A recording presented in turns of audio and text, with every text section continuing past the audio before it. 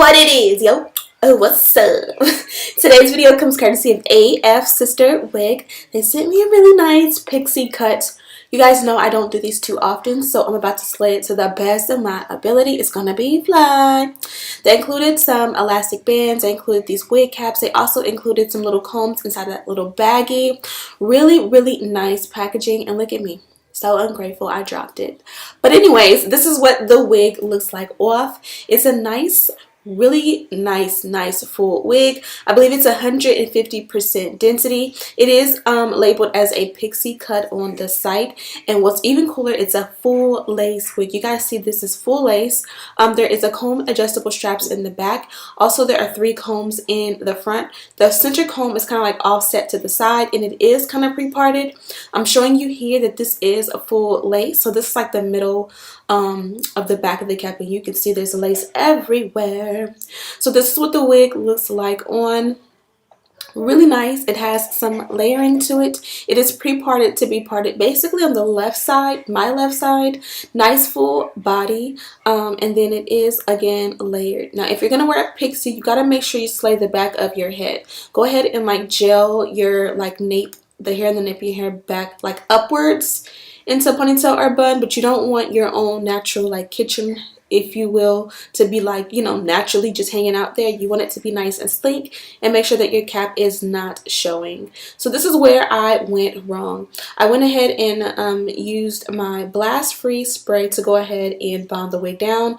In the process, I pulled my wig cap up, so later in the video you guys will see that there looks like there's like a lump or a hump at the hairline right behind the baby hair, and it's that cap because I glued it there. Normally my cap, I kind of pull it forward and it naturally will just slide back over time, so that it's not sitting like right there, but mine is like literally sitting right there where my comb is, and it makes it look like a hump. So if you're gonna glue or bond your wig cap underneath down, make sure that you use the actual what do you call it, wig cap method, where you kind of cut the wig cap, you glue it down, and you cut the edges off. You can kind of see it there. Kind of annoying, but you know, my mistake, guys. But the wig is bonded down really nicely. I did not add an elastic band this time because I knew I was going to bond it down. But if you're not going to be bonding it down, you definitely want to add that elastic band.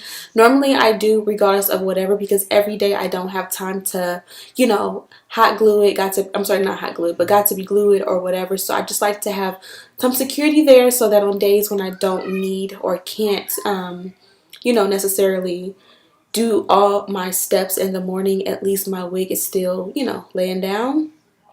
Now whenever you do use like your freeze spray, your spritz, or even your got to be glue to go ahead and bond the wig down, it's a great idea to use a nice scarf to go ahead and just lay it there and allow the process to just happen naturally underneath the scarf.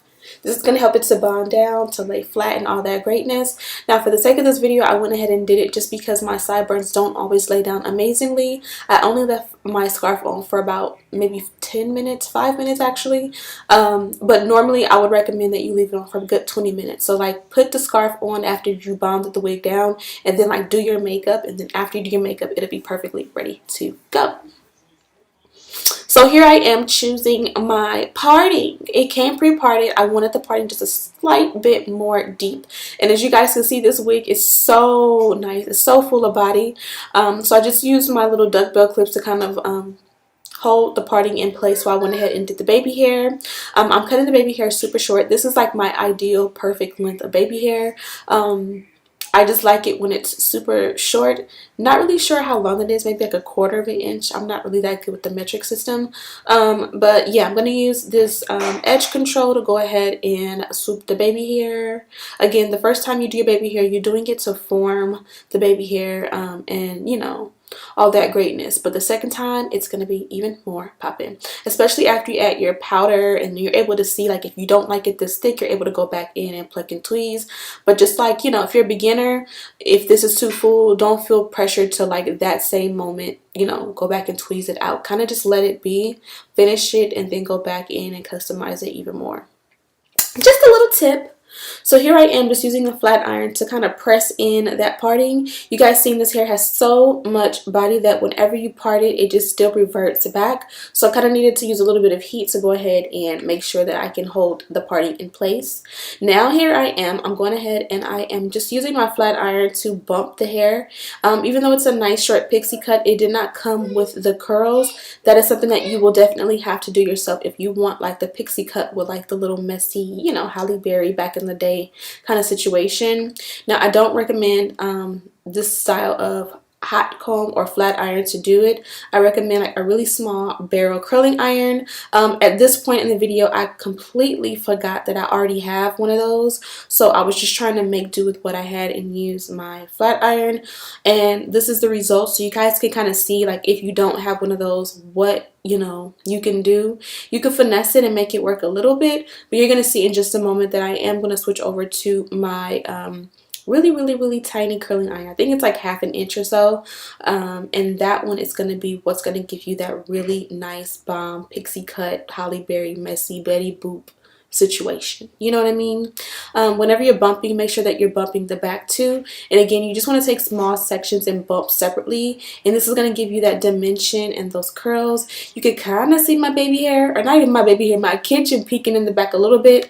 Like I said before, go ahead and gel, or you know, do something with your baby hair. You kind of want to gel it going upwards away so that it's super flat back there and you don't see any of that.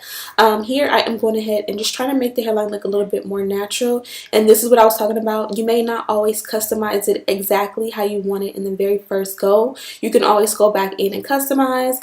This is like the exact moment right here. You're gonna see me get real frustrated. This is the moment when I realized I'm frustrated right here, y'all, because it's not coming out. I realized that my tweezers were a little bit dull, or a lot of bit dull. These are by Tweezerman, so I'm gonna have to send them off to get freshly sharpened, or you know, just go buy a new pair. I'm using my Morphe palette in Oh Boy. You can just go on Morphe's website and find it. I'll have it listed down below, but I'm just going to use this to go ahead and fill in the hairline and the baby hair to look a little bit more like my skin tone, and to kind of sort of, you know, make it look a little flawless. At this point, I was loving this style, but I just felt like it was very amateur. Like, I needed to be a little bit more fleeky. Like, I liked it a lot, but it was just like, yo, we gotta amp it up. I gotta look like I came out the salon, not out of, you know, my auntie kitchen, you know? So I went ahead and added my mousse. I was trying to avoid adding any product, but you know, gotta do what you gotta do. Mousse is going to help to flatten that area out so it's not so puffy. It's also going to give it like a nice shine. It's going to get rid of any flyaways. It's going to make it look super tamed and sleek and silky, and you know, all those great things. And this is where I pulled out my little tiny curling iron. I want to say this is a 1/2 inch. It could be a 1/4 inch. I honestly don't know. I will have it linked down below with the exact size that it is. If you're going to do a pixie cut and you kind of want that Betty Boop look, this is the one that you need.